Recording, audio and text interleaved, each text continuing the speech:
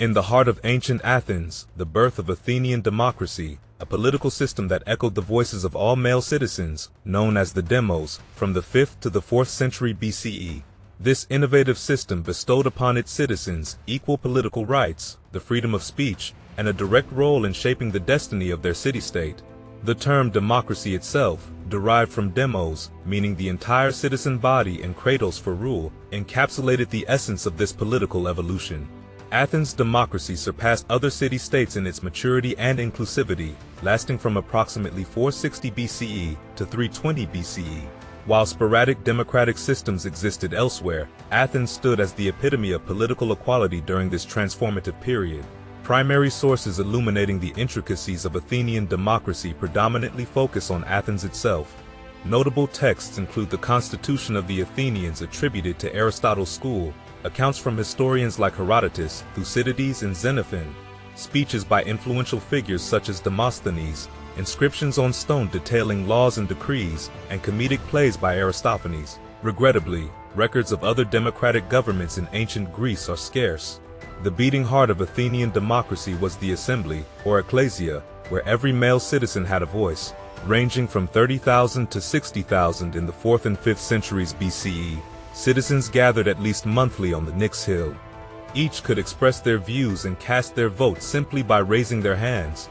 The majority decision became law, facilitated by 9 presidents elected by lot. The assembly tackled a myriad of issues, from military and financial matters to legislation and political trials. Freedom of speech, encapsulated in the term parousia, became a cherished privilege during these debates. The assembly also held the power to ostracize influential citizens via a secret ballot using ostracons, pottery shards. Temporary decrees and laws emerged from these discussions, ensuring the assembly's decisions were executed and officials upheld their duties. Complementing the assembly was the bull, a smaller body of 500 citizens chosen by lot. This council prioritized topics for the assembly, acting as its executive committee. In times of crisis, the bull could make decisions independently. An executive committee within the bull, consisting of 50 citizens known as prytaneus, ensured the smooth functioning of administrative committees and safeguarded sacred treasuries. The democratic spirit thrived, epitomized by the Prytany meeting in the Boulaterion, a cornerstone of the Athenian agora. In the history of Athenian democracy, the threads of active participation were woven primarily by male citizens aged 18 and above. The assembly, a democratic crucible where decisions were shaped, witnessed the engagement of these citizens. However, this democratic canvas had its exclusions. Women, slaves, and resident foreigners were relegated to the periphery of the political tableau. The revered words of Thucydides echoed the spirit of Athenian democracy, emphasizing that a citizen who abstained from political involvement was considered not just indifferent but utterly useless. This sentiment was enshrined in the collective identity of the Athenians, fostering a unique pride in their democratic system. Demokratia, the divine personification of democracy, stood as a testament to the veneration accorded to this political philosophy. The Athenians' political fervor found eloquent expression in Pericles' funeral oration in 431 BCE, extolling the virtues of their democracy. Pericles celebrated a political landscape where equality before the law prevailed in settling private disputes, and merit, not social class, determined one's role in public responsibilities. Poverty did not obscure political potential. Any citizen capable of serving the state was welcomed into the political arena. Active citizen participation was encouraged, and measures were taken to facilitate attendance, including payment during certain periods. However, any attempt to exploit public positions for personal gain faced severe consequences. Despite the encouragement, it is estimated that only a fraction of citizens actively engaged in politics, perhaps 10 to 20% of the polis population, with a mere 3,000 individuals actively participating. Within this subset, a select few, around 100 citizens, emerged as influential figures dominating the political stage. These individuals, often the wealthiest and most articulate, held sway not only in the assembly but also in clandestine political meetings and groups.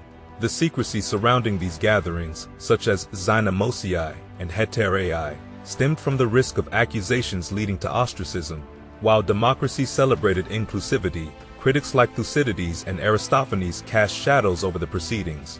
They highlighted that the demos could be easily swayed by charismatic orators and popular leaders, succumb to emotional impulses, or lack the knowledge required for informed decision-making. Notorious instances, like the execution of victorious generals after the Battle of Arginesai and the death sentence of philosopher Socrates, served as stark reminders of the complexities inherent in the Athenian democratic experiment. As the sun dipped below the horizon of Athens, casting long shadows over the Acropolis, the political landscape of the city-state underwent a transformation.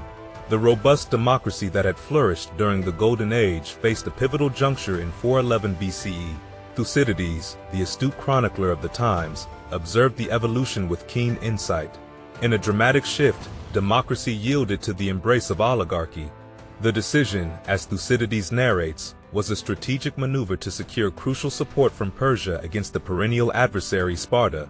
Yet, the architects of this constitutional change harbored the belief that it was a temporary divergence from the democratic path, a mere detour in the Athenian journey. The Athenian agora, once resonating with the vibrant exchanges of the assembly, now echoed with the deliberations of an oligarchic order. The citizens, once equal participants in shaping the destiny of their polis, found themselves in a new chapter of governance. The city's pulse had shifted, and its heartbeat was now measured by the cadence of an oligarchic rhythm. However, the pendulum of governance swung once more. Democracy, in a slightly altered guise, re-emerged, reclaiming its place in the Athenian political ethos. The experiment with oligarchy had been a deviation, not a destination. The resilience of democratic ideals, woven into the very fabric of Athenian identity, proved enduring. The legacy forged in the crucible of the Athenian political experiment would echo across the corridors of time.